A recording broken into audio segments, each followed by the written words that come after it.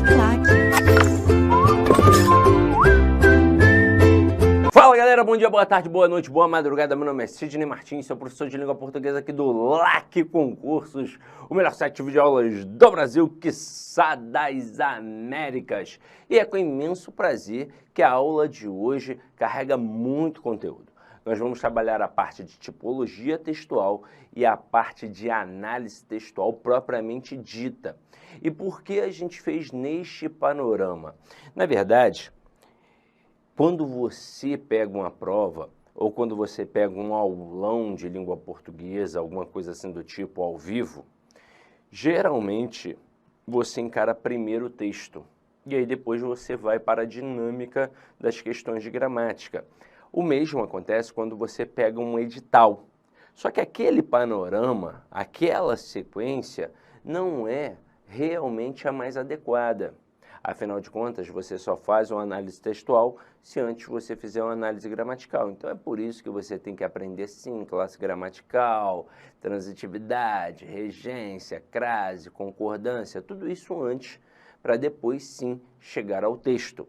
Agora, quando você faz um aulão, ou quando você pega o edital, você pega a sequência dos assuntos que normalmente você encontra na prova, porque a primeira coisa que você vai encontrar é um texto. Agora, quando a gente pensa nesse texto, esse texto ele pode vir de diversas formas. Tem aquilo que a gente chama de tipologia textual, ou modos de organização textual, e tem os gêneros textuais, que é algo muito maior. Só que a gente massifica em cima da tipologia. E por quê? Porque a tipologia é um número reduzido. Antigamente, nós tínhamos apenas 3 elementos a serem estudados: a narração, a descrição e a dissertação. E todos os outros textos produzidos ou eram narrativos, ou eram dissertativos, ou eram descritivos. E aí, estes outros textos mencionados aqui agora, nós chamamos de gêneros, e eles têm uma função social. Eles têm uma função, eles têm um intuito.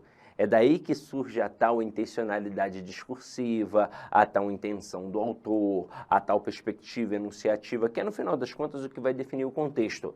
Mas o objetivo é entreter, informar, persuadir, convencer, um monte de coisa, né? Fazer rir.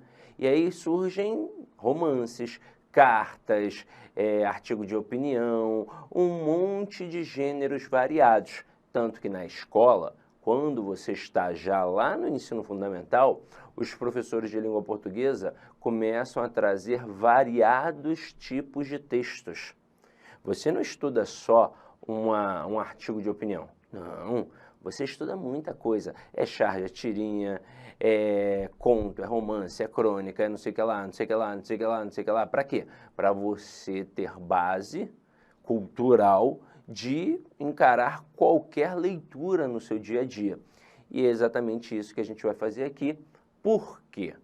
Porque na tua prova, além de vir um monte de possibilidades de textos com relação a gênero, você também tem a questão do literário e do não literário. Isso significa que na mesma prova, o camarada pode colocar um artigo de opinião, mas ele também pode colocar um poema. Ele pode colocar um conto, mas ele também pode colocar uma charge. E aí você deve estar preparado para o que der e vier. Agora, normalmente, nas provas de concursos públicos hoje, independentemente da banca, quem ganha um destaque maior é a dissertação. E aí, é claro, a dissertação pode ser expositiva ou argumentativa, daqui a pouco a gente vai falar um pouco sobre isso. E depois, quem acaba ganhando um destaque também relevante é o texto narrativo. Mas a dissertação ganha aí fácil, tá? Então vamos lá, vamos começar aqui a nossa brincadeira jogando para o nosso material. Nós vamos começar aqui com a tipologia textual, e quando a gente pensa em tipologia textual, a gente também pode chamar de modos de organização textual, tá? Como eu disse a vocês, são as formas como nós vamos organizar um texto. Aí veja bem, nós temos aqui os tipos de texto ou modos de texto e nós temos gêneros, que são incontáveis gêneros. Há duas formas diferentes de classificar os textos, as quais são cobradas nos concursos públicos. Aí primeiro aqui, ó, tipologia textual, classificação segundo as sequências de informações do texto, considerando características internas. E o que significa isso? Significa que com pequenas características a gente já consegue identificar, já consegue, opa, olha o que tem aqui, isso é um texto narrativo. Opa, olha o que tem aqui, isso é um texto dissertativo. E, ó, isso daqui, ó, é um texto descritivo. Então, com apenas algumas características que são do texto em si, que estão dentro daquele texto, e são características, obviamente, expressas, explícitas, a gente não vai ficar tentando adivinhar, a gente já consegue desvendar qual é o texto. Agora, olha os gêneros textuais. Classificação segundo a relação entre a função do texto na sociedade, essa parte aqui é muito importante, como eu disse a vocês, vai servir para entreter, para divertir, para persuadir, e as características internas desse texto. É óbvio que todo texto tem uma característica interna, porque se não tiver, como é que a gente vai identificar? Aí, continuando, gêneros textuais. Em sociedade, escrevemos textos, olha aí, ó, para entreter, informar, ensinar, convencer. Mas quem? O interlocutor. Trata-se da tal intencionalidade discursiva. Então, veja bem, quando você faz um texto, independentemente do texto, você faz com um intuito. E esse intuito tem sempre um alvo. Este alvo é o seu interlocutor. Então você busca ensinar o seu interlocutor, convencer o seu interlocutor, informar o seu interlocutor, entreter o seu interlocutor. Então isso significa que o autor do texto tem plena consciência de quem vai ser o seu interlocutor. E tudo aquilo que ele produz, é com esse objetivo, de fazer aquele interlocutor, que é o receptor, que é a segunda pessoa ali do discurso, no caso, quem vai ler o texto,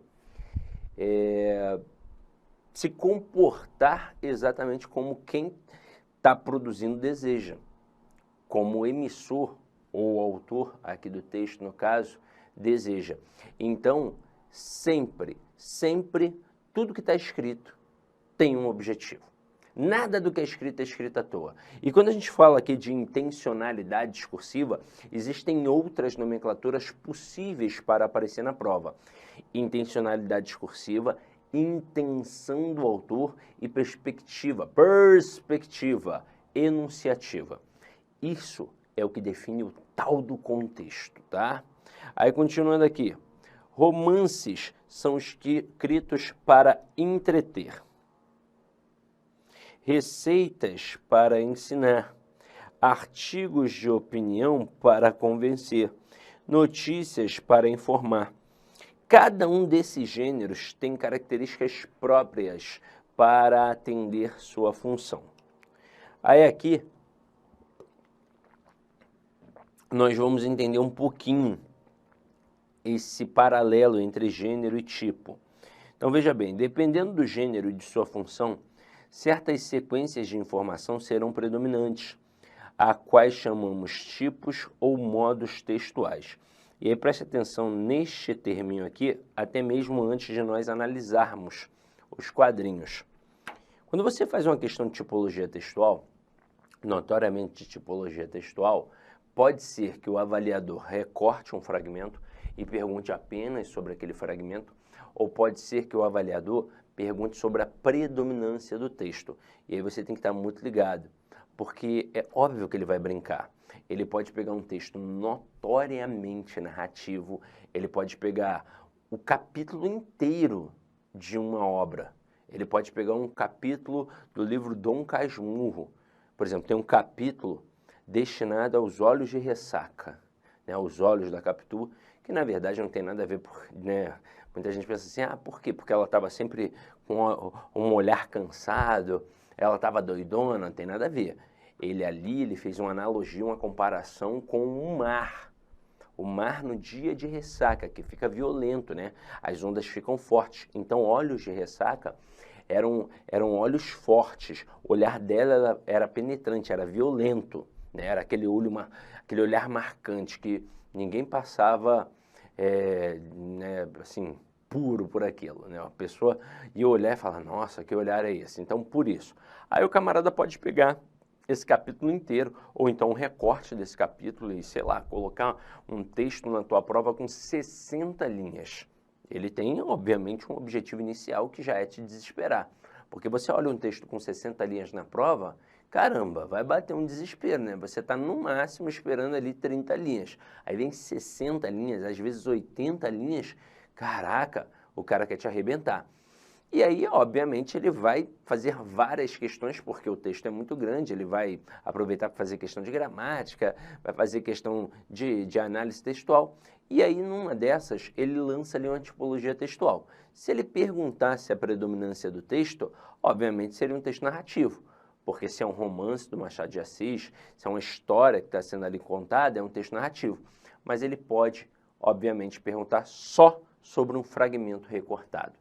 E aí, no fragmento, ele pode estar utilizando ali uma descrição, descrevendo um personagem, um ambiente, ou então ele pode fazer uma dissertação.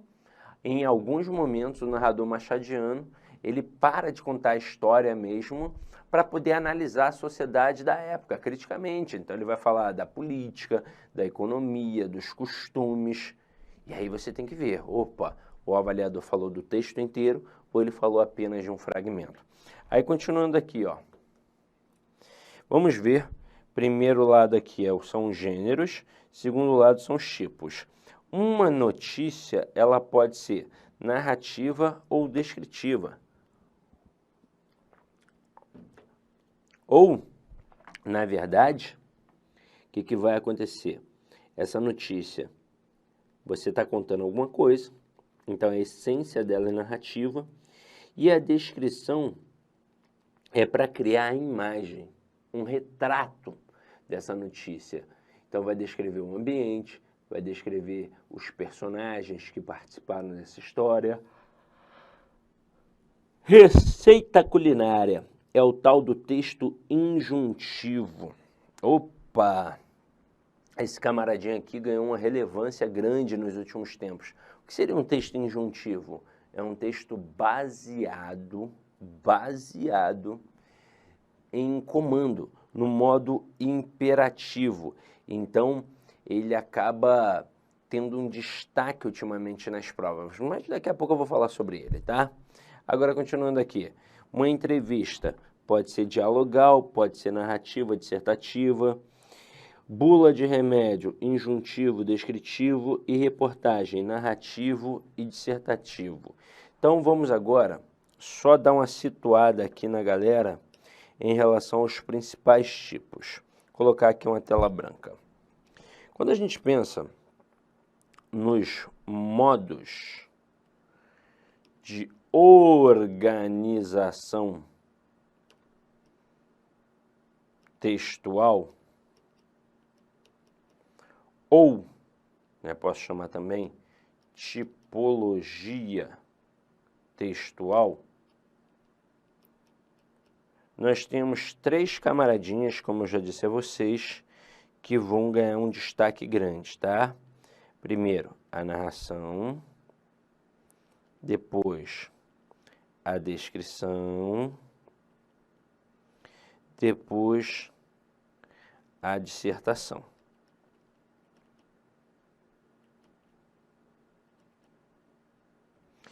Agora, correndo por fora, nós temos o texto dialogal, o texto injuntivo e eu vou explicar aqui também o texto prescritivo,